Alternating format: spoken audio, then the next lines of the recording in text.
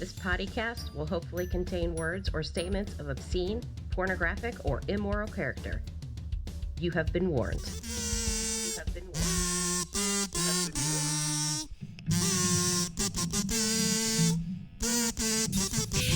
been warned. 1, 2, 3. Welcome back. Welcome back. Welcome back to the Potty Mouth Records podcast. Welcome back. Yeah, welcome back. Welcome back to the Potty Mouth Records podcast. Rootin' tootin' spewers of poo. So let's just fucking go. Go. Yeah, we were off camera. We were having a discussion, and then we're like, "Fuck, we're not even recording. We should be recording this." So we're starting over. All right. So we're going to dive straight into this shit. So we were talking about dumb shit that we follow or actually interact with on Instagram, and I guess we were commenting just like the website doesn't get a lot of interaction, and we were just saying we understand that because there's not a lot of shit we interact with. And the only one I said I really interacted with so far is the death metal rigs, or rigs of metal, or death metal rigs. I don't know. Anyway, it's just guys who send in their fucking setups. And I was stoked to see that this dude had a fucking Ampeg off to the corner. And I was like, Ampeg all fucking day. That is pretty crazy, especially you said it was like a VH140 or something. Well, this dude had like all kinds of it. It was one of probably 10 heads he had. Like he had shit stacked everywhere. And you said, what is yours? Yours is terribly awesome covers. Yeah. But yeah, that I was saying to Curtis earlier, that's one of my favorite Instagrams. If you're not following that, I highly recommend it. But it's just so funny, the shit this person posts, and it's like one of the few Instagrams I actually sort of actively comment on and like talk with strangers on and stuff. But dude, it's some like it has one of the most active commenting sections of like some really fucking funny people. Just like the videos this dude will post, you're just like, what the fuck is this band? And like, what is this artwork? Like, what were they thinking? And like a lot of times though, it's like these diamonds in the rough that you're like, this is actually really fucking good. And everyone's like stoked. Like, how did I never know about this? This is awesome. And my other one, I think it's one that makes me the happiest is disappointing affirmations. That does seem like right up your alley, man. Oh my God. Let me find you talk to the people. Yeah. Tell them another great one you follow. I'll go. Well, you had also said about cats on amps or something. That one's awesome. People just take pictures of all these little cats sitting on top of their fucking guitar and bass amps. It's fucking badass. I know I don't follow that, but I think I actually have seen that Instagram. But yeah, I don't know, man. Like I said, this is just like a plug for Instagrams right now, but terribly awesome covers is like, that shit is so fucking funny. Another good one too is Rigs of Dad. If you're not following Rigs of Dad. No. Yeah, that is amazing. So I'm assuming it's a guy, I don't know for sure, that runs it, but he must be like an English literature major or or something, because like he writes these like epic like stories for these pictures that he posts. So I don't know if he just like scours the internet for just random photos and just snags them, or if he's actually getting these for real, but it'll just be like he'll probably Google like 50-year-old dude band playing a bar, and it'll just be like these guys playing in a cover band or something, and he'll take a picture of him and he'll write this whole elaborate story, like making up some fiction about this photo, and it's fucking hilarious. That's another one I highly recommend. Okay, so here's one that made me feel good the other morning. I'm exactly where I want to be, at home, avoiding people. That literally is you. It is so. Don't let anyone make you feel like shit. That's your job. This shit, I'll send them to Amanda too, because they just make me happy. Because it's like, yeah, that's me. That's my parenting style. That first one you said should be a new shirt design that only you can wear. That would be awesome. Oh, I apologize to the people who download us off of Spotify. I don't know what the hiccup is. I'm assuming because there's music in that one that the fucking the copyright police are all over it to make sure that we have those songs. Oh, because of the Love Boat thing. No, we did the whole Clevenger in that one. Oh, right. Yeah, and I'm wondering. Yeah, dude, you know what? I don't know. I honestly wouldn't doubt it. I logged into my YouTube channel yesterday, as a matter of fact, to do a few things in there. And this was on like my solo thing or YouTube channel, not the potty mouth one. And I never noticed this before, but Hands on glands. hands on glands. Yeah. We need to claim that one. I don't. I thought that was your YouTube channel. Oh no, I should start that though. Fuck. Now what was I talking about? Oh yeah. So I logged into my YouTube channel, and shit. I had a bunch of fucking copyright claims against me. What? And I was like, what the fuck? Like, why is that?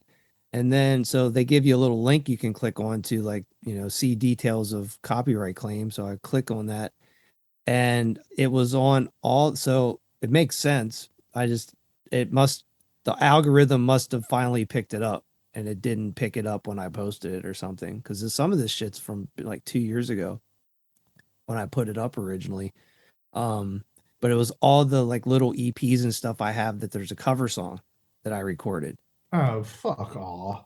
But so I guess they, like, the songs I did either fall into a category of the artist, like allow it to be, put up in this form or whatever. So I guess basically in a nutshell, since it's a cover, that's like allowed because it's like your interpretation of this work of art, even though it was flagged as a copyright claim. It doesn't count as a strike against me, but they're just basically like, this song is not yours.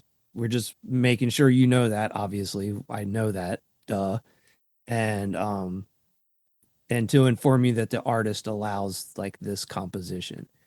Did you send an email back saying thank you and let them know I appreciate it? No, I did not. Oh, that's where you're fucking failing. But what is interesting is this gave me a little insight into how the algorithm actually kind of works. So I did so the covers that were in question, well, all the covers that are on my YouTube channel got flagged. So I do a cover of, there's a Tom Petty cover that I do. There's that Zagger and Evans cover that I do, which is in the year 2525. I was like, what other fucking song did they do? Yeah. You Were Always on My Mind, which was Beauty, which is covered by a shit ton of people. And sorry, there's a fourth one that I'm forgetting right now.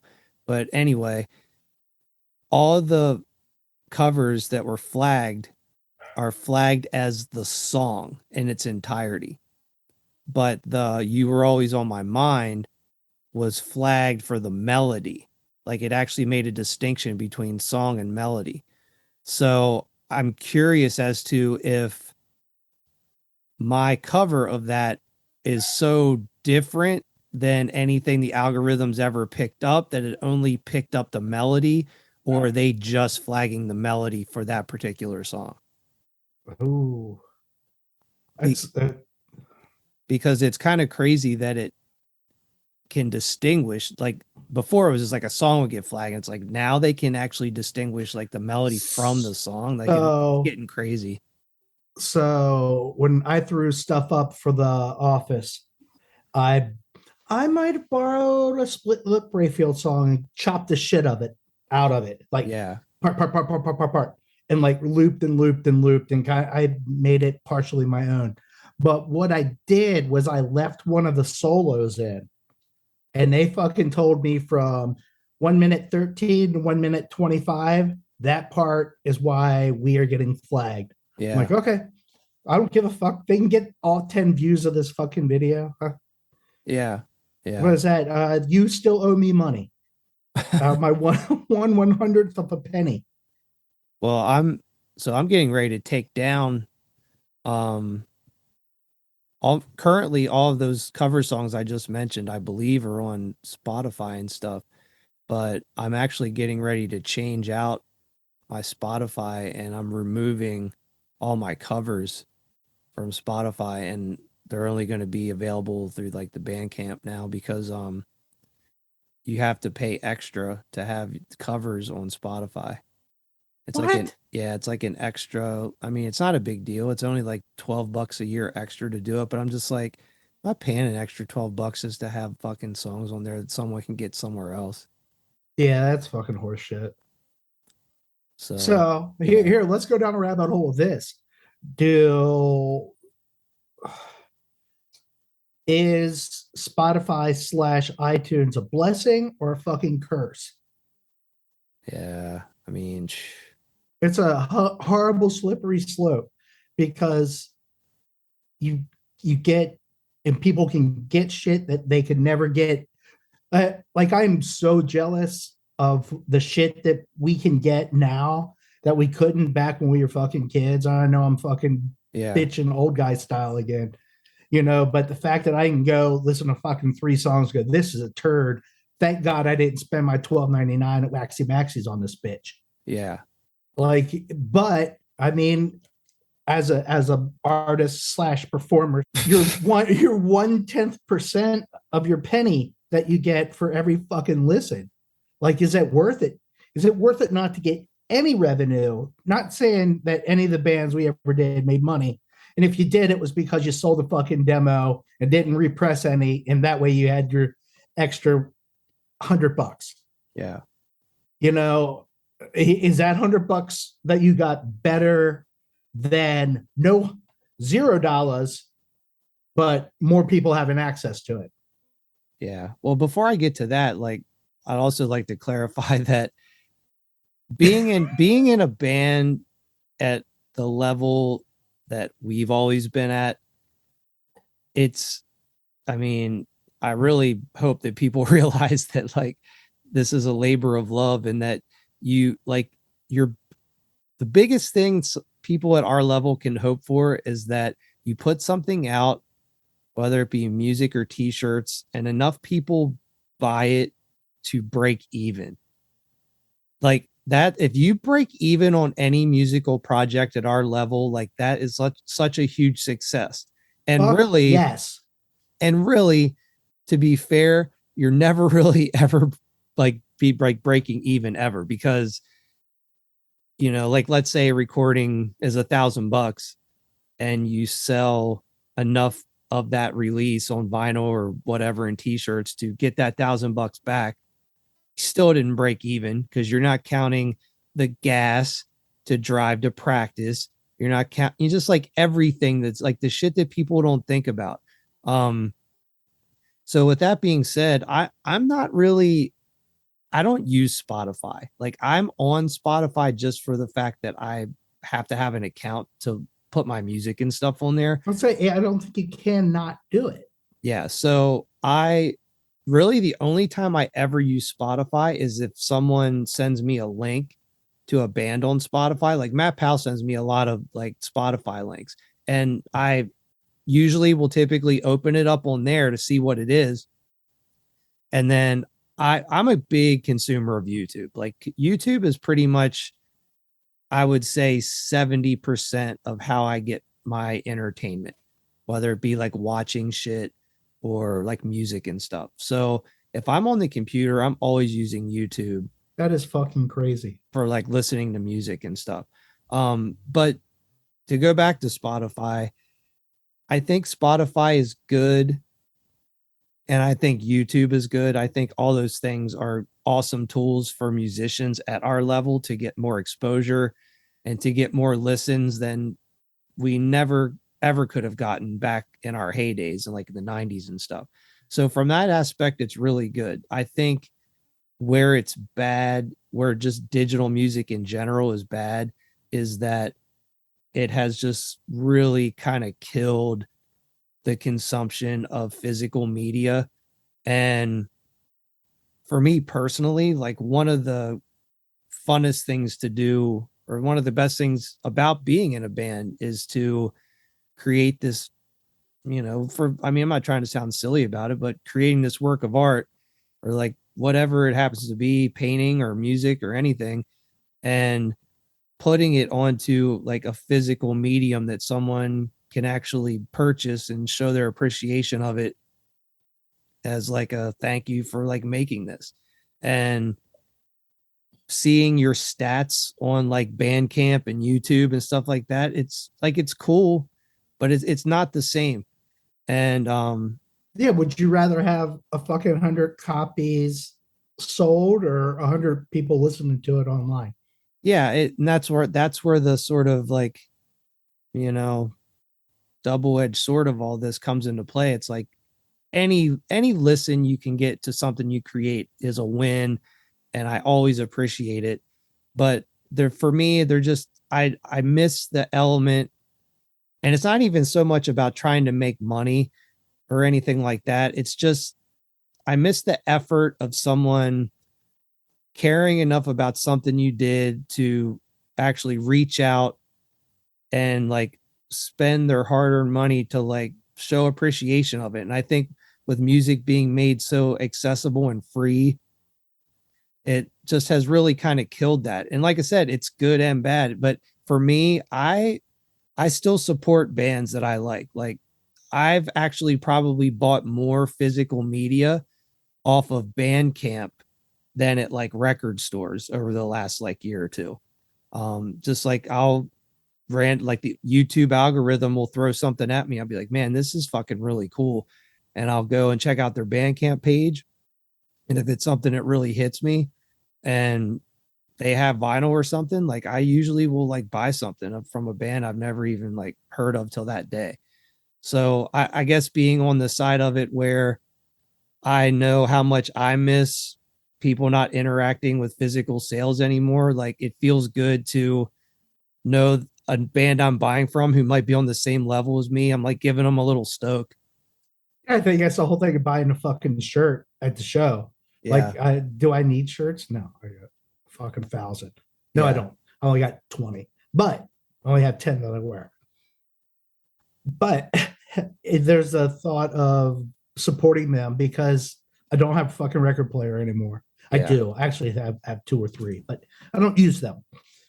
I don't have them set up anywhere where I can actually fucking use them. And that's my fault. I'm not blaming anybody. Well, no. But like this is so fucking crazy. And I'm going to use Blythe as an example. She is hardcore into the K-pop bands make fucking CDs, but they're books.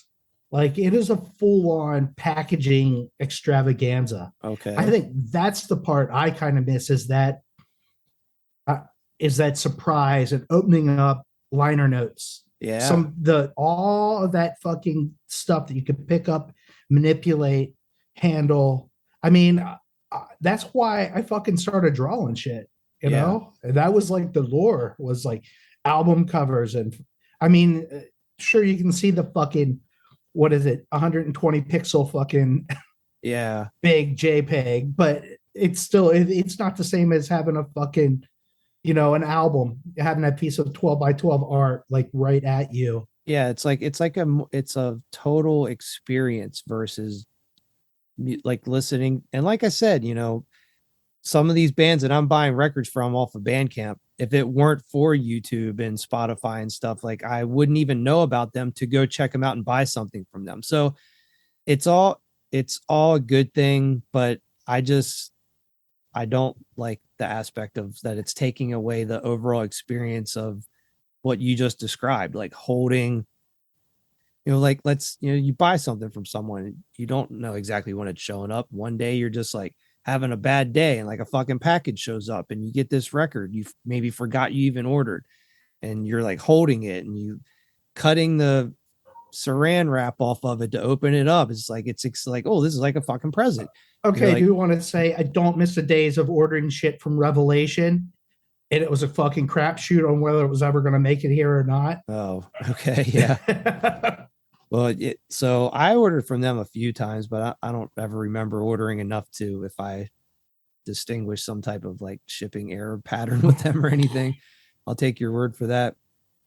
But yeah, just like opening the record up and like what's inside, like, oh man, it's like they actually have like a cool lyric sheet in here, or they don't have a cool lyric sheet, but the labels on the record look good. And Yes. just like holding some, and I think, in our defense too, like being graphic design kind of people, we're appreciating those elements that maybe, some people who consume music don't give a fuck about that, and like I've talked with Trisha about this before, and she's been like, you got to understand there's like a large group of the population that just consume music in a way as like it's background noise to them, or they like a tune, but they don't give a shit about photography or the artwork, or like they just want the music for Yeah. No, however you're they're. absolutely right.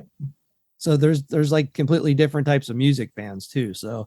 Um so anyway, yeah, I just miss. I think that's why I still go record shopping and buy records, because I still enjoy the aspect. I'm still connected to the physical aspect of the experience, not just the listening part. Well, that's wonderful. Yeah.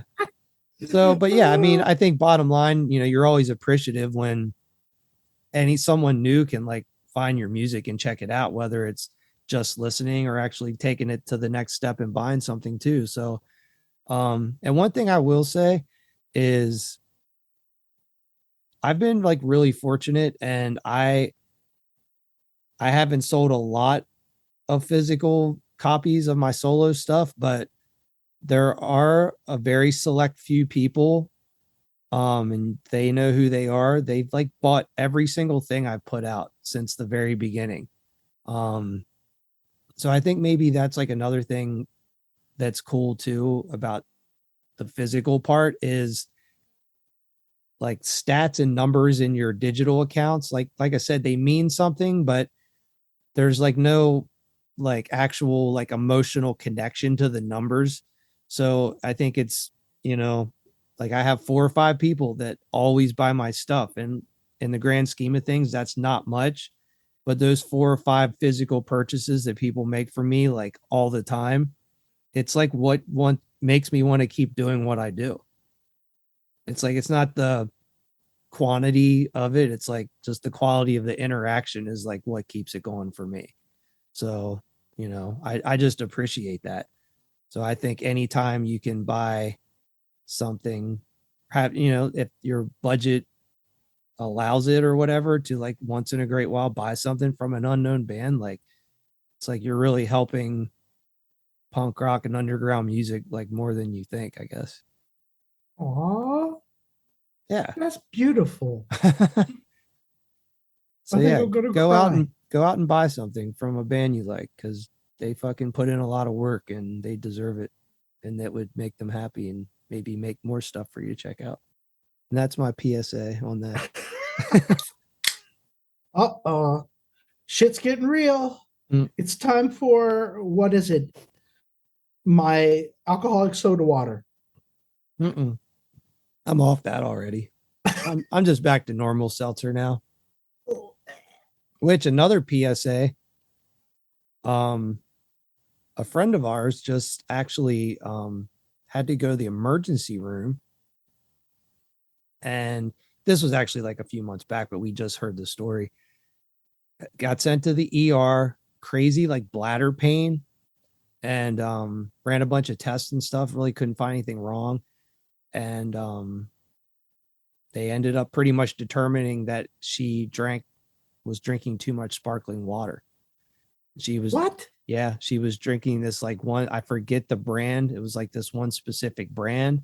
And I don't know if they had like Battery acid? I don't know what was in it, But yeah, I guess she was maybe drinking like 4 or 5 a day for like weeks, and it like fucked her bladder up. And the doctor was like, "Do you drink a lot of sparkling water?" And she's like, "I do." And he's like, "Just fucking stop drinking, like cut back to like 1 a day." And she did, and like everything went back to normal like right away. Kids, that's why you drink Diet Coke. You know it's gonna go through you and eat you up like battery acid. Suck it up and enjoy it. Because you only live once, twice, 3 or 4 times. But this time, fucking enjoy it. You can fucking make amends the next time around. Yeah. That's where I'm at. Maybe. I'm So- almost suckered in. I want a fucking soda stream. Is that one of those things where you can make your own Diet Coke at the house? Damn, that's some commitment to a really bad habit. So here's my deal. I hate fucking water. I despise water. Blech. Sparkly water. Blech. What's the other stuff? Soda water. Like I need to have like there has to be a flavor there. I can't just do blah. I need blah plus something. Yeah. And I need actual sweet shit. Like I bought like flavor shit because we have one at work, but it's like just it's a like more of a scent versus a flavor. Yeah. So it's like there's no real. It's like ew, it's flat, just like this fucking shitty soda. So it's like it's fucking horrible.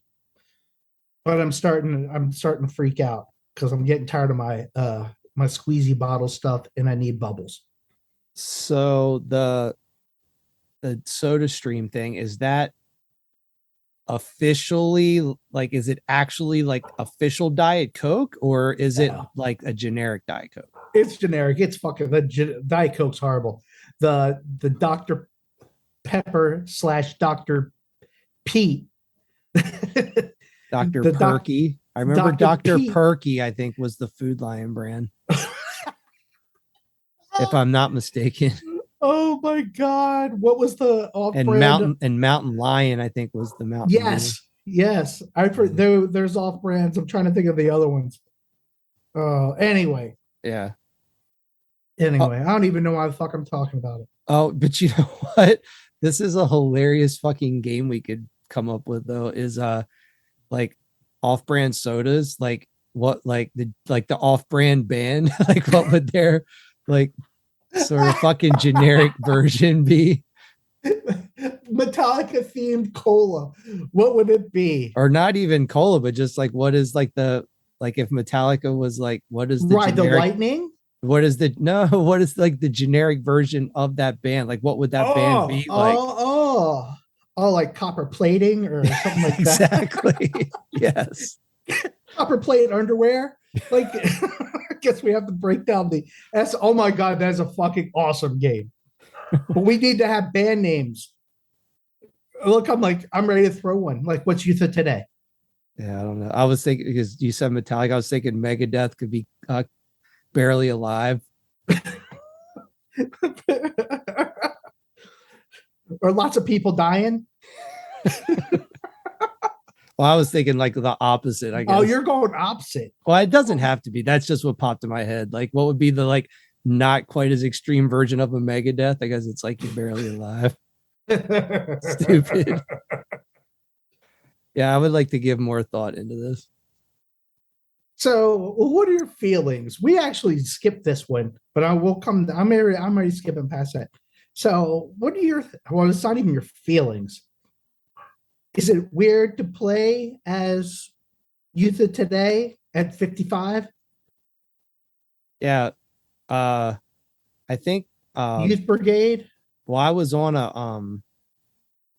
a group text with the Bomb Threat dudes, and I think Matt actually made a comment about like, or someone made a comment about, is it like weird to, yeah, exactly what you just said. Wasted Youth.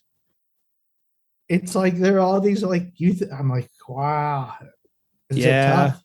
I don't know. That is like, that's an interesting thing, because when we were talking about it, I guess I didn't think too much about it, but now that you've brought it up, yeah, I don't know. I think maybe it depends on the band itself, and maybe what they're like style is and their lyrics are potentially. I guess I see youth of today as, this is just completely thinking out loud right now. I see that as all those dudes are like pretty healthy and like in good shape for their age. And like maybe it Oh could my be, God, are you trying to do a deep dive on this? You're really going to sell this. yeah, I mean, like, well, running the angle that, you know, they are healthy dudes for their age bracket. And 70s the new 50, yeah, or vice exactly. versa. And all their lyrics, I guess they still believe what they sing about. And, you know, like kind of you're only as young as you feel kind of scenario. Like maybe it in a way is just as fitting and relevant now as it was then, because they're still have topics where they're speaking for the youth of today, I guess. And I'm not buying. No, not buying. No. A band. All right. So you think they should still do, they still could be playing those songs, but they should have to change their name? I don't. Would you go see them if they're like former youth of today, now older? Older people of today? I was just wondering. I think about that when I listen to something, I'm like, how do the guys feel about that? Like if they tour and they're like, yeah, Yeah. No, we could be your grandparents. yeah, I totally get it. I don't know. I guess like all the reasons I gave, I kind of, you know, stand by that. But also I think just that, I don't know. It's just a name, I guess. It's like that was like a mark in time when they did that band and they're still lucky enough to keep it going. Like, I don't know. I guess I just never thought about it that in depth till just now. But yeah, I guess for me, it's not making me, it's not going to deter me from like going to see them. Like if I was back visiting and Youth of Today was playing, like I'm for sure going to go to that show. Like, I don't give a fuck. I've never seen them. I'd like to. Dude, that was like my first show, but it's very much a blur. Oh, damn. So you saw them back in the day. Yeah. Way back. Who all was on that bill? Do you remember? Fang and oh shit, verbal abuse. Not verbal assault, verbal abuse. Yeah. Oh, nice. VA rocks your liver. $5 tour shirt, bitches. Yeah, that's a fucking weird show. Yeah, I don't know how the fuck they got on that bill, but they did. I mean, that's why we went. It wasn't to see them. It wasn't to see Fang or verbal abuse. Yeah. It was at the Hung Jury Pub in DC. Yeah, I never went there. Ugh, it wasn't nothing special. Yeah. I just remember these skins beating the fuck out of this metalhead. I think he was there for the verbal abuse people. They fucking that verbal abuse album's fucking awesome. VA Rocks Your Liver is awesome. It's really good. Melissa the Pissa or whatever the fuck that song is. That's a jam. Yeah, I haven't listened to that in a long time actually, but yeah, I actually picked that up on vinyl used about 2-3 years back. Got it for like $8. Fuck yeah. Yeah, I was like super stoked. But yeah. So while we're on like deeper topics, I guess I have a topic that I thought would be interesting, and I was thinking about just religion in music. Ropes of Toughness. Ropes of Toughness? Yeah. Which band is that? That's Chain of Strength. Wow. Yeah. Slaughter O'Clock. Killing Time. Oh my god. Dude, so you're better at this game than I am. I want a fucking band called Slaughter O'Clock. That is pretty cool. Oh my god. Or that could be my stage name. So I can't reveal it yet. But I was gonna actually bring this up later, but this seems like the perfect time. I am officially in a new band. And however, I can't really give any details about it. So it's a little teaser, but I did just get involved in a new band, and it's actually like pretty fucking exciting. So Oh yeah, I'll be able to see, I'm even smiling talking about it. yeah. Um Ooh, happiness. so yeah, more info to come when I can reveal more, but Oh my lord. so I just don't want to prematurely talk too much about it in case it doesn't actually happen. So All right, we are ready. yeah, but it's pretty fucking cool. Well, it better not fucking cut into the potty time. Oh no, it won't. It's not. It's nothing like that. All right, so religion. Like religion and music, but more specifically, like your actual like belief system or lack thereof, and how that plays or has played into your like musical journey.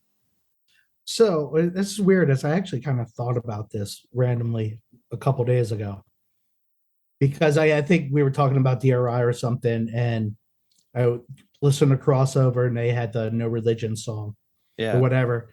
But because I guess what we listen to, it's far more odd to be a faith-based of any sort than it is to not be. Like, Yeah. it's so bizarre to be an outsider of an outsider because you're faith-based. Well, let me ask this. At what do you remember what age you like,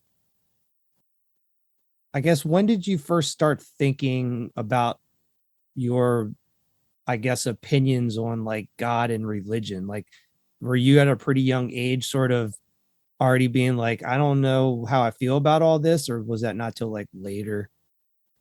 I don't think it was until later where I was like, yeah, I'm a non-believer. And I think I even went from agnostic and not really understanding there was a difference between. I think I claim myself more as an atheist than I was agnostic. And I Yeah. think it was more to piss my parents off. But I mean, as a kid, this is going to sound, or this is deep. Get your fucking old guy sweater on and start taking notes. We're going to dive deep. Nice. So, where I used to go to Sunday school, believe it or not, I went, but fucking Sunday school cut into the fucking 3 hours every other week that I would see my dad. Is that right? 11 to 4 hours. So that fucking, he'd be there waiting on us, and that would cut in. So I think that in a weird, it's not a weird way, kind of put what do you want to say, Like negative connotation. to it. It's like, why, and it starts the question is, why do I have to go here to worship if I am X, Y, and Z? Why do I have to prove that to anybody else? Yeah. Like, I'm a firm believer, if there is, that if I'm gonna get fucking punished and sent to hell, so fucking be it, because I think I'm a fairly fucking good person, or at Yeah. least I try. Yeah. I mean, I'm not a perfect. I'm close, but not perfect. But it's really like, if I'm judged that way and not by the whole fucking package, Yeah. then yeah, I think it's kind of horseshit. And why would I want to believe? Yeah. Like, why am I worshiping anybody? I don't. What am I worshiping them for? Like, and I think like the music, I think that was what was awesome, is where we grew up. You were a fucking minority. And so this is a fucking true story. I was bitching in what I guess senior year of English was all fucking like Christian literature. I think that's right. It was either junior or senior year. And fucking me, Cowboy Carl, sitting in the fucking room, and I got pissed and went after the teacher one day, just like, why are we doing this? I was like, this isn't me. This isn't what I give a fuck about. I didn't say fuck, but it's not what I care about. And I was like, if there's a God, let him fucking strike me down now. And besides Dave and me, everybody else fucking went to the ground like down to their desk to make sure they didn't get hit by lightning. Shut up. Are you I am serious? fucking serious. I laughed my ass off. And it was like, suckers.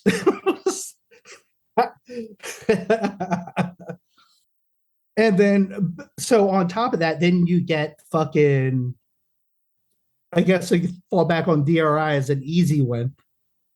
And, it's like the No Religion song. It was like, yes, I agree totally. And like Suicidal, like everybody was pushing. They had the whole little devil thing. But once again, I really don't believe in that shit. So Yeah. it's like, it's an act, kids. I get it. Yeah. And it's one of those like, I don't know. It was like the music was something that helped me affirm that I didn't have to agree with everybody. And as you know, I don't really agree with anybody most of the time.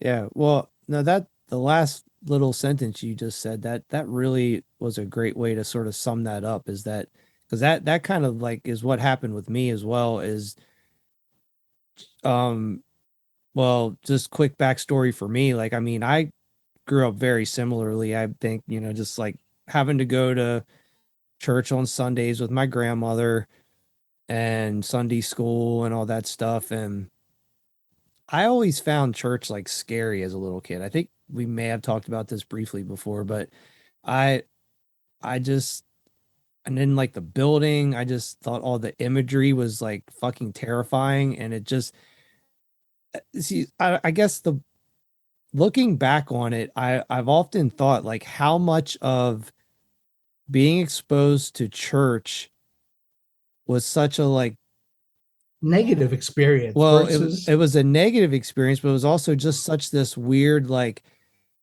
dichotomy of like where I was at as a little kid, because my world as a little kid was being by myself a lot and like using my imagination to create like adventures and like worlds to be in with like my toys and stuff. So like everything was like toys and like music and like drawing, and I don't know, it's just like this very imaginative, creative like mindset as a little kid. And then one day a week having to go to this like weird, dark, creepy place with like dead people paintings and stuff.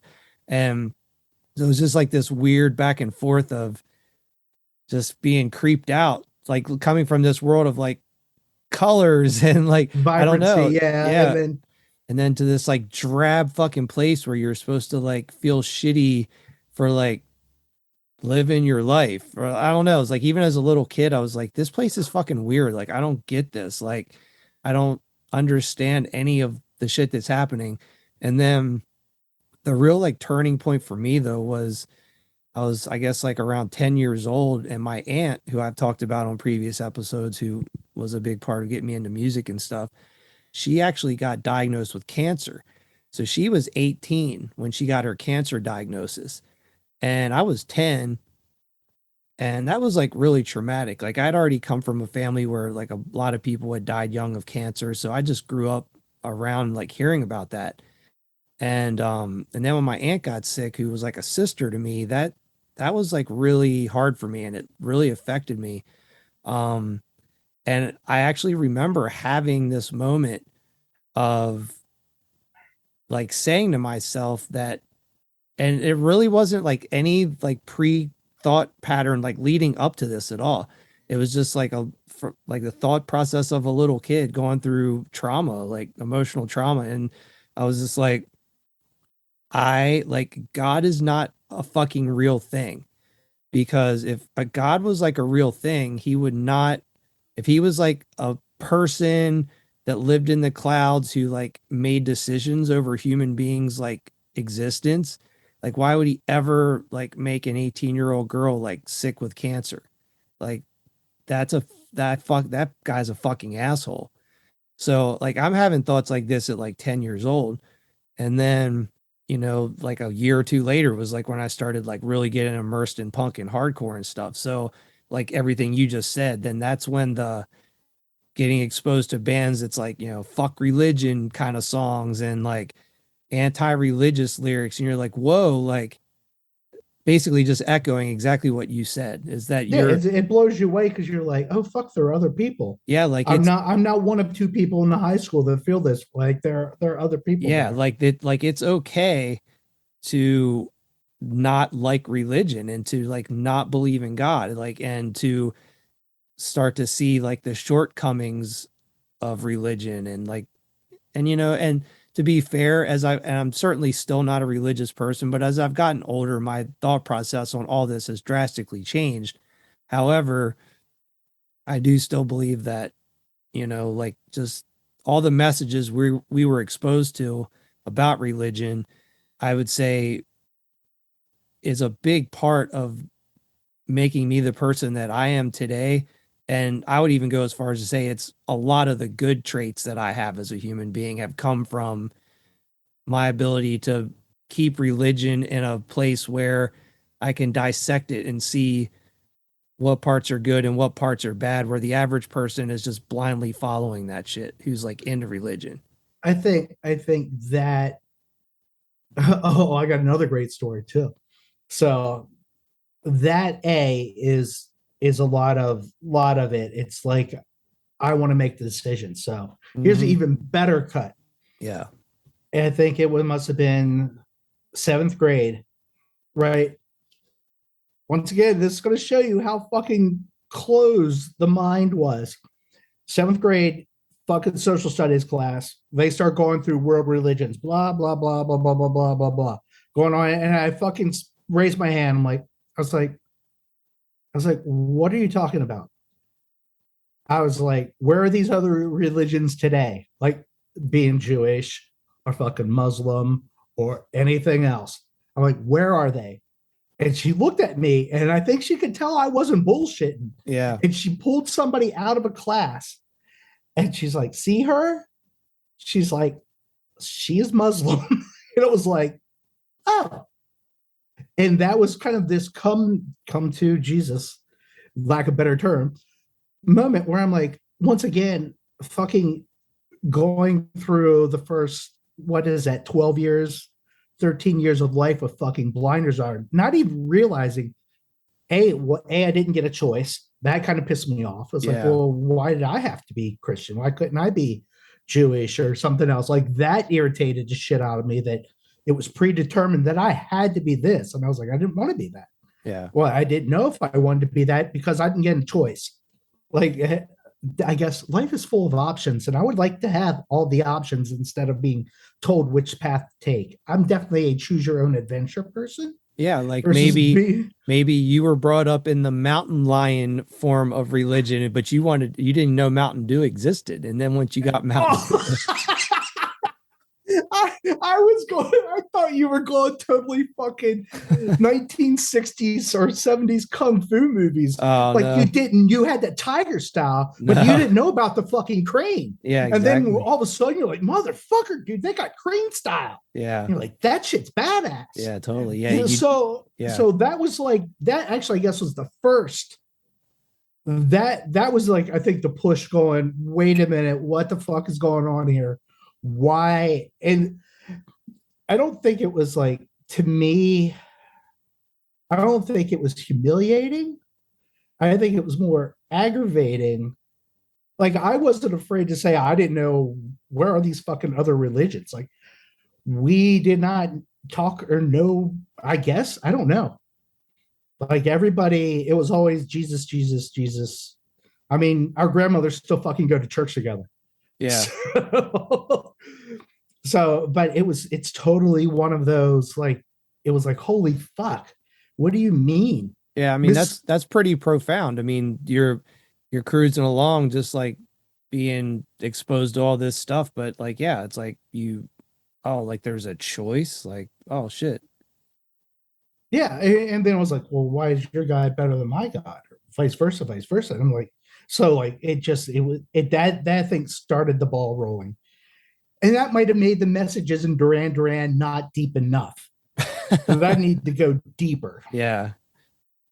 So it's funny because of I don't know, like I was saying, there's parts of how I feel about religion and spirituality and stuff that have changed for me over the years. And I mean, I definitely would say that I'm still a person that I don't believe in a God that's like the God I was describing earlier, who is a bearded dude in the clouds who like punishes individuals for certain things. Like I don't believe that at all, but I believe, I guess, that there's a spiritual realm, but I think that I still am pretty much, I believe that religion overall is just a really big part of like a lot of the major problems in the world. But I also believe simultaneously that the world has gotten to such a fucked up, crazy place that if you do somehow extract some of the teachings from some religions, the ones that like teach to make humanity better, it's like I think like my here's my theory is that if you could extract all the positive teachings from religions and present them in a more scientific, non-archaic way nowadays, and like don't link it to like reword it and don't have it have any links to previous religions, like maybe it could be used as a tool to make the world better, but like you got to get rid of the like fucking shit that science can disprove from it. It's like you can't try to expect people in this modern age to accept lessons from people who thought that like witches were real and shit So like that. So so here is the shit I'm listening to now. They want to put the I don't think paranormal is the word, but they want to put that aspect back into the Bible because they feel that they've gotten too far away into the basically the contemporary church takes parts and they dismiss parts. I mean, for a Christian not to believe in ghosts, well, how the fuck is that not possible? Because you fucking worship somebody who came back from the dead. It's like that. It's like you need to be able to accept, like, if you accept that, you need to kind of accept everything instead of just the parts that make you feel better or the parts that work within your fucking agenda right now. So that like they're all it's all about just crazy shit. And it's like stuff it would have changed my perception of Christianity when I was a kid. No. Not at all. But I am a lover of art, religious art, fucking love, love, love, love, love, love. I'm not as freaked out by church stuff as what I was when I was a little kid. I definitely have more of an appreciation for religious art and architecture like you nowadays. But yeah, when I was a kid, that shit was fucking terrifying to me. But yeah, so I guess the gist of what we sort of both, I would say, agree on then is that anti-religion, anti-religious punk rock messages were pretty influential to our like mindsets on like religion in general. And I think for me, it was more of a good thing. It was definitely a good thing, but I do have my opinions have changed a little bit, but not much. So saying that, being the anti-religion thing, most of the fucking core values that you took from that movement kind of still work within that message, like the religious. It's so funny. It basically it allowed you to separate kind of one facet out and kind of take all the other stuff. Like I said, I feel I'm a fucking good person on occasion, Yeah. and like I don't I'm like for me the punk and stuff allowed me to be a really good person and not have to be the person that followed that guy. Well, yeah, I mean, I think the bottom line is if you're thinking of yourself as an individual, you're sort of forced to create your own rules for yourself because you're not following like other people's rules set for you. So, I think maybe that's like a big element of the anti-religion in punk rock is just it's just a even it's another layer forcing you to be an individual and think for yourself. I agree. I was like, yes. Well, that was really heavy. What the fuck did you do that for? Yeah.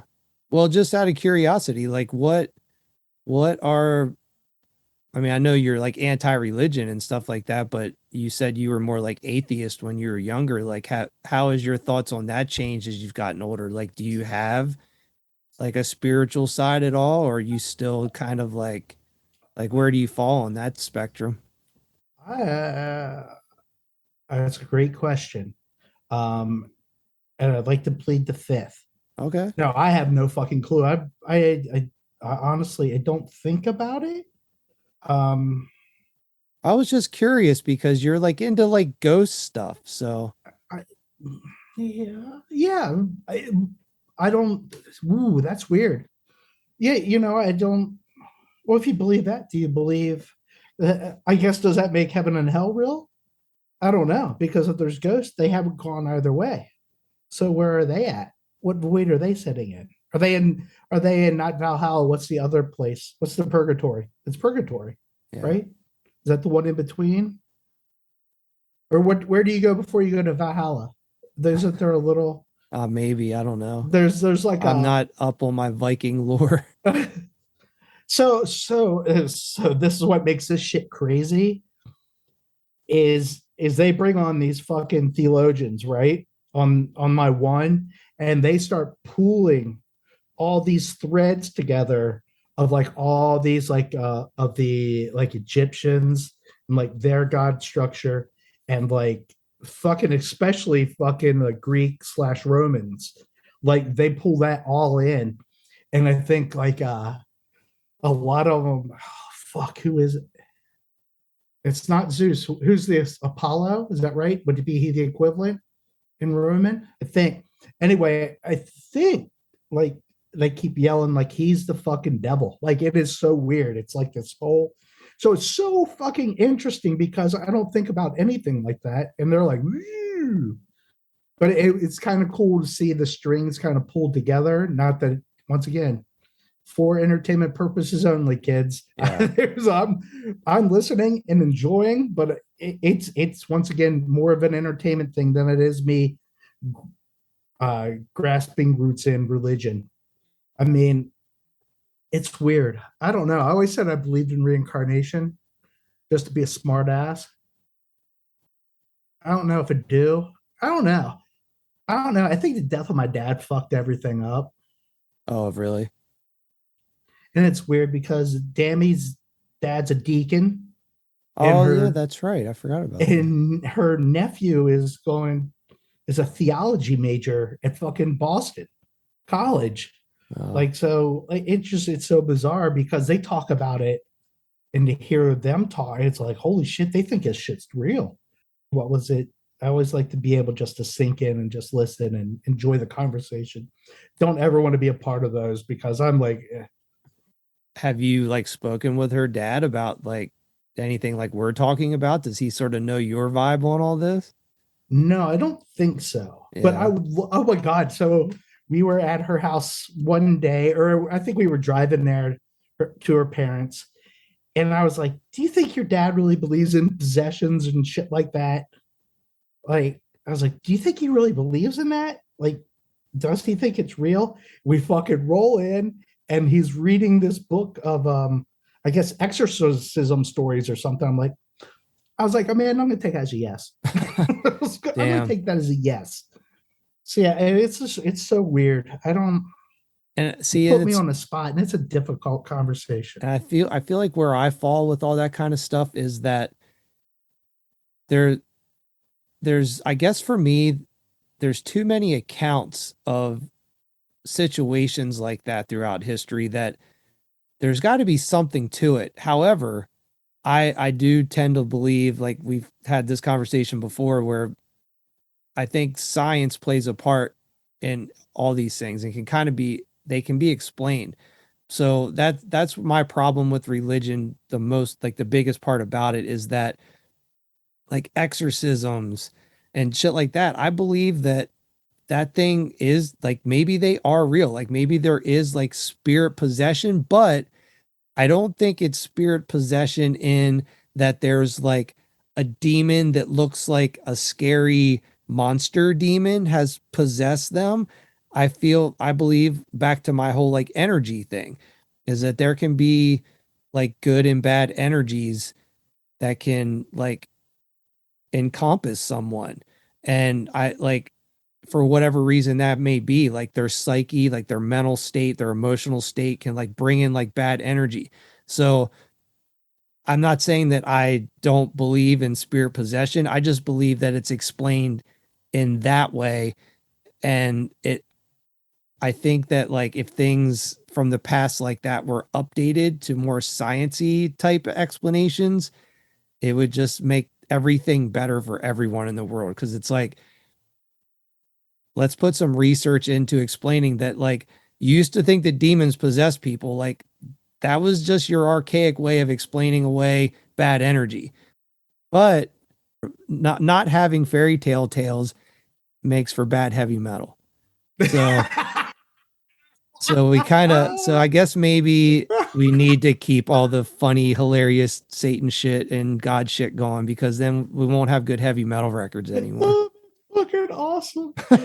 Oh shit. So scratch everything I said. Well, so another idea I had for a topic was kind of a combination of two separate things we've talked about. So I was thinking if like kind of like a hypothetical scenario where if a singer is kicked out of a band, and I'm thinking of like actual real bands that have existed. So like let's say a band like a singer from the 70s or the 80s who got kicked out, if he hypothetically were to go and join a punk rock band who also needed a singer, like what would be like the ultimate non-punk rock singer punk rock band combination you could think of? So like Oh, for example, David Lee Roth singing for like Dead I was doing Kennedys. I was doing Steve Perry and Cradle of Filth. That's where I was at. I think he left, but that's where I was at. Yeah, no, I mean, yeah, it doesn't have to be punk rock. It could definitely be any genre of music, but yeah. Damn, I don't know if that's he could do the scratchy vocals, but it'd be awesome to hear. what reminds me of that dude who's got that YouTube channel where he the fuck is that guy's name? Bill McClintock. I can't believe that came to me. That's Um, fucking crazy. but yeah, he's got an Instagram channel where or a YouTube channel where he'll take like a song and he'll strip the vocals out and he'll put like another vocal over top of it. So it'd be like James Brown singing for like Minor Threat or like Oh, something. it's like my hairway to whatever Britney, hairway to Britney or whatever. Yeah, totally. Yeah, yeah. So it's like that kind of thing. But anyway, I just was thinking about that. Like, what funny singer could you like? Where if you could put him in a punk rock band, like what would be the best result? That is a great question. Because what would you gauge? Like, what would you want to take from that great singer that could plug them into the punk rock band and make them fucking.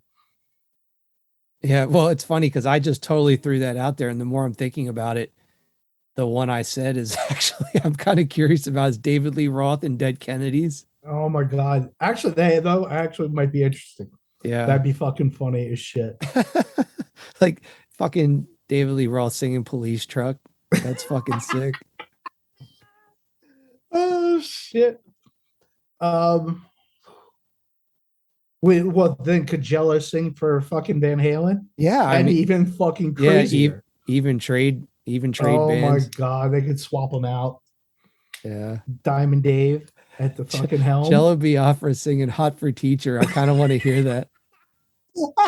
It'd be so badass. I mean, like honestly, that might not sound that fucking terrible. Oh my god. I know, I'm trying to work it out in my head now. Yeah, like maybe I hit on a good one with those two. Oh my god. Yeah, I think you hit money with that one. I don't know. Steve Perry and Cradle of Filth is so ridiculous.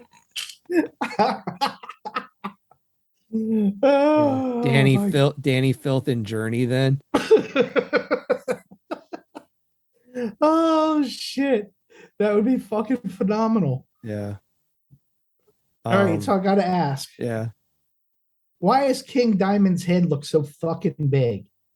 Why does his head look so big? Yeah. Are you talking about the footage The of him voice, playing in Merciful Fate with the crown he's wearing? yes. It Yeah. looks like he's wearing a fucking pumpkin. It does kind of look like a pumpkin. It totally looks like fucking pumpkin. And it just, I yell at my phone. I think we've discussed this. Yeah. That I yell and tell them I'm not the world's biggest Metallica fan. And please stop fucking feeding me their shit on my feed. Yeah. That, and I used to get a lot of Iron Maiden. It slowed down. And oh my God, I yelled the other night about something. It was like, I do not like this. Please stop putting this shit in my fucking feed. I think it works better than actually telling it not to show it again. Yeah, maybe. Fucking evil twats. Oh, so Clutch played Hammerjacks a few nights ago. I was at my wedding. Oh yeah. And Dave actually went to that show, and that show popped up for me on YouTube yesterday, and I was watching it, and they did a couple like crowd pans, and I was like looking to see if I recognized anybody, and in one of the fucking shots you can see Dave singing along. Oh, really? Yeah, on one of the That's cams. fucking So I awesome. filmed it on my phone off the TV and sent it to those guys, and so that was pretty Nice. funny. But man, dude, I gotta say, I will, and I know we've talked about Clutch a few different times, but man, I will forever love that band. And I'm not even really saying this in a way to disrespect them or anything, but God, dude, I don't know. I don't think I could I set through it. I can't fucking get into that band anymore. I feel that in my opinion, they've just totally lost their way, and everything sounds the same now. It's like the drummer plays like the same weird like swing beat in every Go fucking beat, song. yeah. And like I said, I still like them and they're still a good band, but to me, like 91 to like 99 era Clutch is where the magic was. Oh, by far. Yeah, I think I actually started listening to a new album and I think I got one song in and turned it off. I was really excited to hear the new one, and they played like 5 or 6 songs from the new one at that Hammerjack show, and I was like, "Oh, that was a bad move," because now I don't want to buy the record.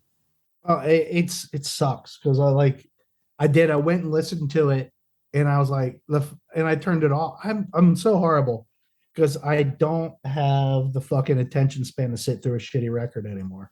Yeah, Like it does not, it has to hook and it has to hook deep and keep moving.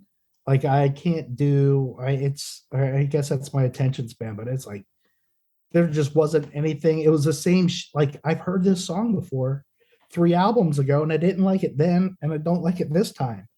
Like you're right. It's just like it doesn't, got it. And I love them. That's what makes it worse. yeah, I know that. I like I said, I feel the same way. I still like those guys. They're still an awesome live band. They sound good. I really miss the variety in the songwriting. All right, I have to tell you, I listened to one of the new Quicksand songs. And I think that one went shorter than the fucking Clutch song did. Oh, really? Wow. Yeah, oh dude, I don't like his vocals. I don't know what happened to him. I'll have to check it out. I actually can't even remember the last time I listened to anything new by them. It was definitely it. I don't. That's what I got for you. Yeah.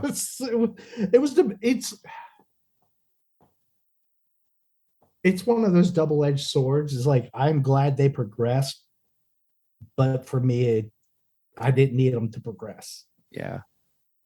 Well, that's the thing. I'm a firm believer in the fact that you can progress and experiment, but still keep your core sound too. And I don't know. I feel like Yeah, bands. like he changed his vocal style, unless I'm thinking of somebody else, but I'm pretty sure it was fucking Quicksand. I was like, can't do it. Well, to be fair, they have no chance of ever fucking doing anything as good as the 7-inch and the first full length. Agreed. So if you Because were, sadly, I think the fucking 7-inch is better than. I love the first album, but I think there was already a step backwards. Like, what was on there?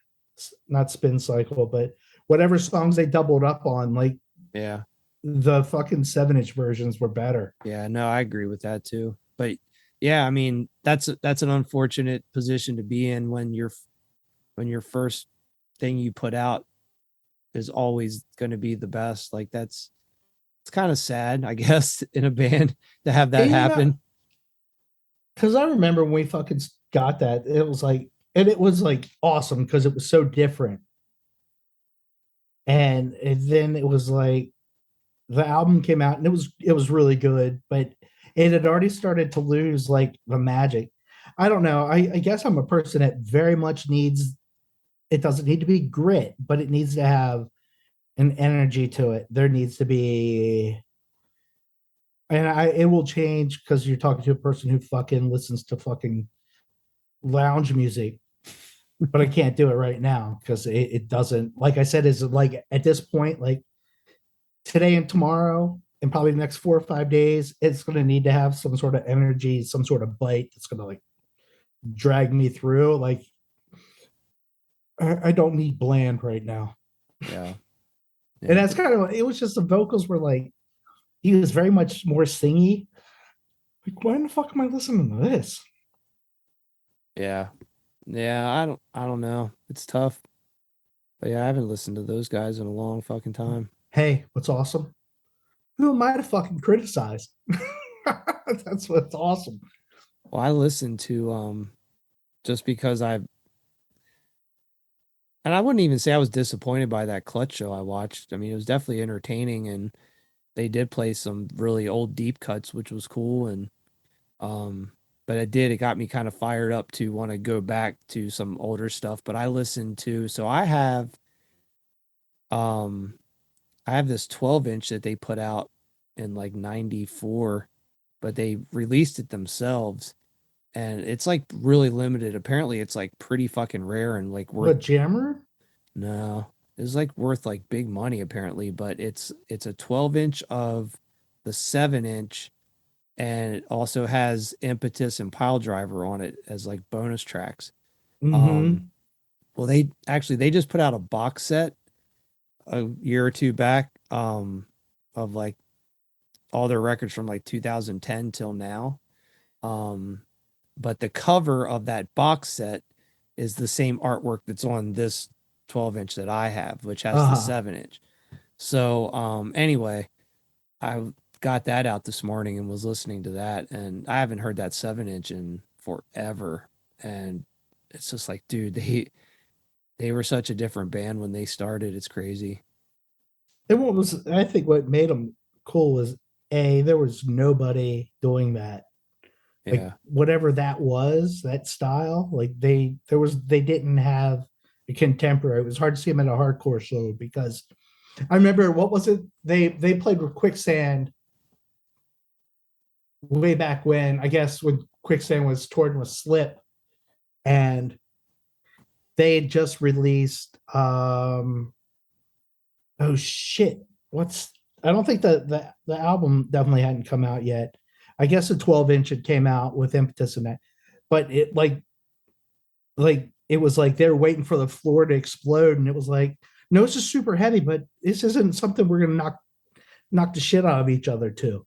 Yeah. Like it was definitely like they had broken the like their hardcore mold and was going in a totally different direction, but it ended up like, I don't understand how it got where it's at, but Yeah. Well, I mean, the 7-inch, like all like that first early era of like the 7-inch and those EPs, and then the first full length, the second full length, and then I liked like Pure Rock Fury and Elephant fuck yeah, Riders. Those dude. records were cool, but for me, I always say that the first two full lengths and Jam Room are probably like my three favorite Clutch releases. And the I also really like they did that like rare unreleased vinyl that I have a copy of. It's like a bunch of like B-side stuff. It's like shit from like late 90s, early 2000s. And it's like kind of like a rougher recording, but the songs on that are fucking like super sick. Um, And they're the B-sides. yeah, actually, it's this right here. I don't know if you've ever seen this. No. Oh, I don't think I've seen it with that cover. Yeah, because it's got Slow Hold to China, Nickel and Dime, Sea of Destruction, Willie Nelson, bunch of shit like that. Yeah, that's one of my. I love this fucking record. And Jam Room. I think Jam Room is Jam Room's awesome. one of their best fucking things they ever did, in my opinion. That was All like the by themselves pinnacle. too. Yeah, that was like the pinnacle of. That was that threshold of. They had sort of done everything in the 90s with their 90s style and were like bridging over into the new style. That was like that very mid ground of like merging both of those. That was like their crossover record basically. Was that, did they get cut? Because I know they put that out on their own. Yeah, they did. And then they got picked up again. Yeah. I don't remember the whole story Yeah, I about think it. they got cut. They put Jam Room out and then fucking, I think they sold a shit ton of them. Yeah. Which, Yeah. as an independent artist, what better way to do it? Yeah. You can sell a shit ton out of the back of your goddamn car. Well, we still always have their old stuff, so I guess that's why the new stuff doesn't offend me that much. Yeah. I don't know. It bums me out that they have all the talent they have and they're just like stuck in this rut of kind of like playing the same shit. Like I remember when that Careful with the Mic song came out. I was like, that song is like so weird, but that's what made it cool was that it was so like out of left field. Do you remember that song? Nope. It was kind of like it's kind of like almost like a hip hop song or something, Oh my God. but it was from Pure Rock Fury, I Oh, believe. then yes. It's the one that he says with the Jansport backpack. Yeah, that I just song. didn't know the fucking name of the song. Yeah. Yeah, that song's fucking, that's a rocker. It's like they need more of that. Escape from a Prison Planet? Isn't that on there? Nah, that's way older. That's from the self-titled, I think. Oh, you're right. We're freaking out. One of our cats is missing, or at least Oh I'm freaking shit. out. Well, that's not cool. Craziness. Is Yes. is it a cat that normally goes outside? Yeah, but he usually doesn't go far that we haven't. I don't know. And I think I'm overreacting because you know why? It's flea day, my friends. Yes, it's that time of the month where we grab all the cats and put fucking liquid on between their shoulder blades so they don't get fleas and other itchy things. And the dog just gets a fucking pill. Fucking expensive. 2 pills, guess how much? 300. Oh my god, no, I'm not that stupid. 70. Oh, okay. I was like, fuck 300. Yeah, I don't do that. I bitch at my doctor at that point. It's like, no, you gotta give me something different. I was like, I got fucking 3 kids. You can't do that to me. I'm gonna need the Dr. Perky version of that medicine. Oh my god, the Dr. Perky. Yeah, Do exactly. you have Dr. anything in a Perky. Dr. Perky level? Oh fuck. How awesome is that? That's funny. Oh It's my fucking god. Dr. Perky. Well, Oh my lord. so next week's episode, I'll have all kinds of fucking intro stories because this Friday we're leaving to go to LA for that Rammstein concert, Oh yeah. and then Tuesday night is the Roger Waters concert. So yeah, have some stories to tell. I'm Love assuming. it. Yeah. I don't have any great stories. Amanda's getting her sinuses drained. That's my weekend. It's going to be a fucking rock and roll Wow. extravaganza. Is EO, is that EO, like is she EO, getting that thing done where they go EO. up and like grind the shit out? Oh, fuck, I have no idea. I don't want to know. Gnarly. I'm so as you've gotten older, has your quest for gore and blood kind of pulled back? Oh my God.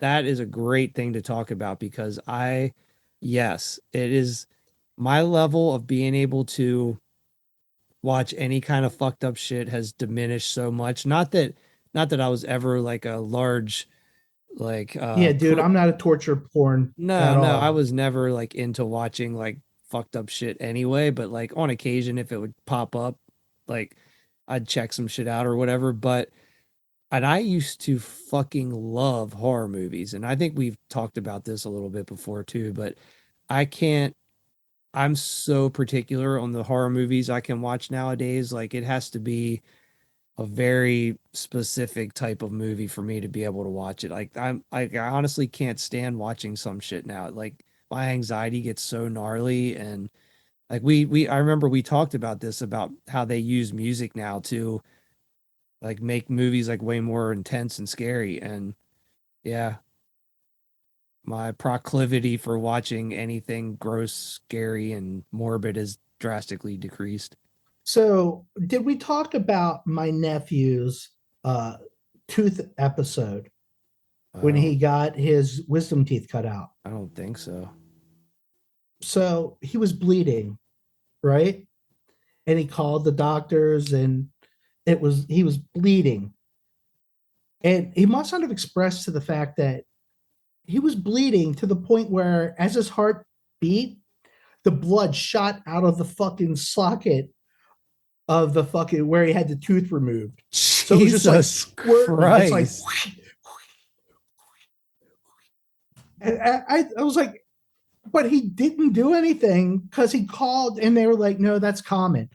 And I asked my sister, I'm like, what the fuck common is about that? At what point didn't it click in his head that sure she said that was common, but I don't know anybody has fucking blood flowing out of their mouth like this. Yeah. Like it looked like one of the fake like prop ones where you use your hand and pump the blood out. Yeah. Like it totally looked like a gore prop shoved in his mouth. It was like it was Jesus. like and then he was oh my god. And my sister's still a gore fiend. She took pictures. Apparently there was like he just I don't even know if he puked or whatever into the toilet, but it was all this fucking it was blood Like blood spatter everywhere. oh my god, it looked like somebody like shit a fucking chainsaw. Like it was like it was like fucking blood everywhere. Gnarly. So yesterday, or not yesterday, 2 days ago, my darling mom had come home to visit us, and I was switching her off and giving her to my sister. My sister's like, do you still like gruesome shit? I'm like, how gruesome? She's like, this was pretty cool. I'm like, I was like, okay, show me. So my brother-in-law works for a construction supply company. And one of his drivers, a piece of fucking steel had fallen off of I already hate truck this. and fucking slashed through his pants into his shin. And like it was like you could see the meat, you could see everything. Yeah, exactly. I'm like, and this is before fucking dinner. Sushi tasted weird, at least the first two pieces, because it was like, and of course she did it before the fucking food came. I'm like, oh man, it was yeah. brutal, dude. He had to get stitches on the inside and outside of his leg. I forget how many. I was like, whoa. Yeah, I see. I do not like to look at shit like that at all. I would not have looked at that. She was a person who did watch the surgery or the medical channel when it was around and they did the surgeries. She was all in. I'm like, that day ended when I watched they scraped somebody's spine. Like they opened their back up and like they had like a fucking rake and they were cleaning out something off the spine or whatever. And I was like, never again. Done. See, that's interesting because I feel as though maybe like surgery stuff, while I wouldn't be necessarily compelled to want to watch that, I would be more okay with watching surgery footage than like accident footage because it's like in a sterile controlled environment or something. And it's like it's educational, so maybe that's the difference. But yeah, like any type of like shock imagery, like I can't fucking I can't do that shit anymore. Like my level of shock imagery I can fucking tolerate nowadays is like looking at the backs of my Wasp records. Nice. I was gonna say Hello Kitty, but that's about the same. Like I can stomach Blackie and some fake blood and some chainsaw or some circular saw blades. Oh my God. with fake blood on them. I think I had a point where I think it clicked in my head, like when I was buying a bunch of comics and it kind of veered off the rails. Like my favorite was Faust, Mm-hmm. and that was fucking brutal. And but then I was like, I started getting into other shit, and at some point, I actually kind of pulled myself aside, as one can do, and was like, "What the fuck are you doing?" It's like, why do you need this? And like, I kind of like stopped. Like it was cool, but I was like, I don't think this is me.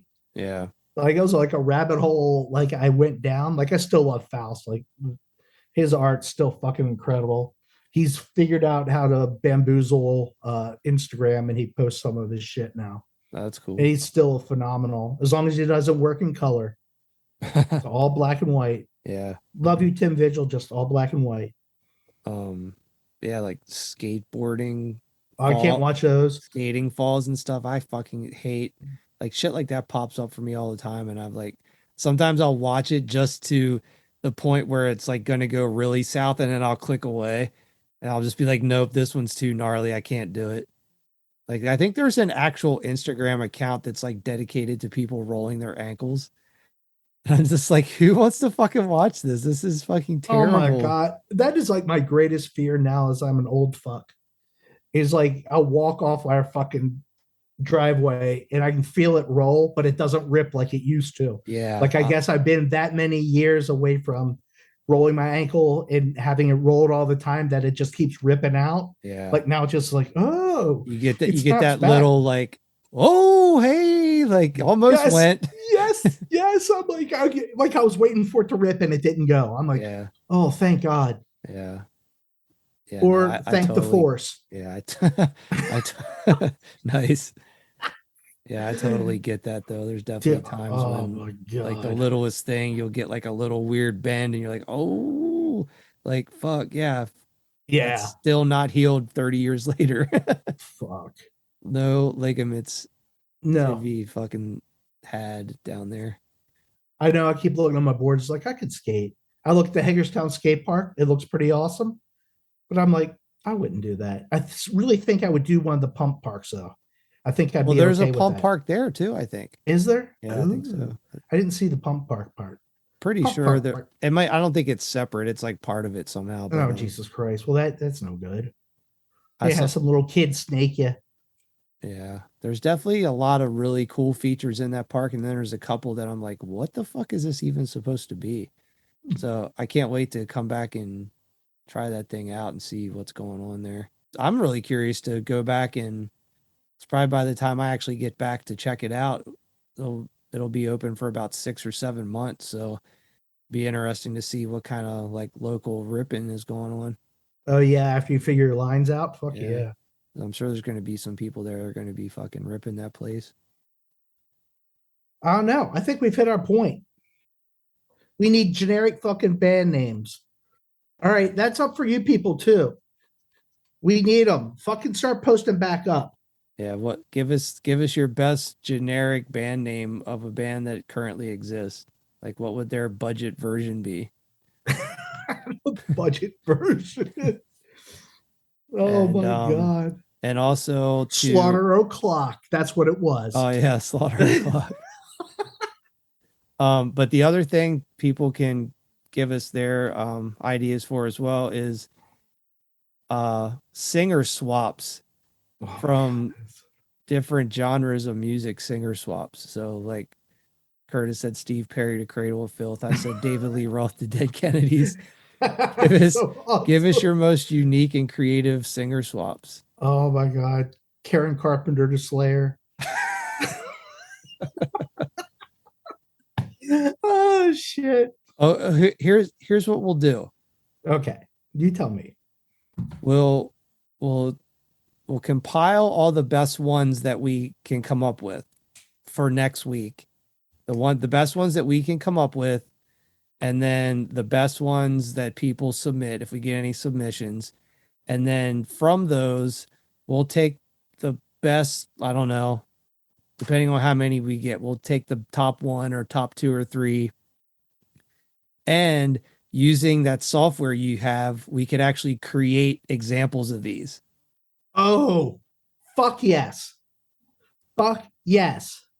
We'll have to figure out the BPM shit, but that's not a big deal. Yeah. Yes, yes, yes. Love it, love it, love it. Yeah. Yes, God bless Ripex. I actually used it this weekend. Oh, that's cool. For the Haunted AF people. They lost their the one girl did a Dead Pet of the Week death metal version. It was funny as shit, but they lost it.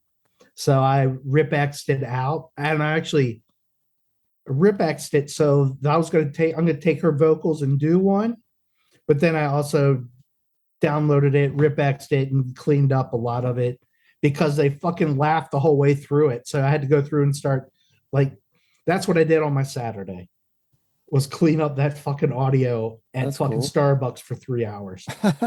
That's fun though. Yeah, it was cool as shit. Yeah. All right, cool. Well, thanks again to everyone for listening and staying with us. We appreciate it. Use the force, Luke. Yeah, use the force. All right, adios, motherfuckers. Later. This podcast was brought to you by Potty Mouth Records. Contact us at pottymouthrecords@gmail.com and find us on the web at pottymouthrecords.rocks. That's .rocks.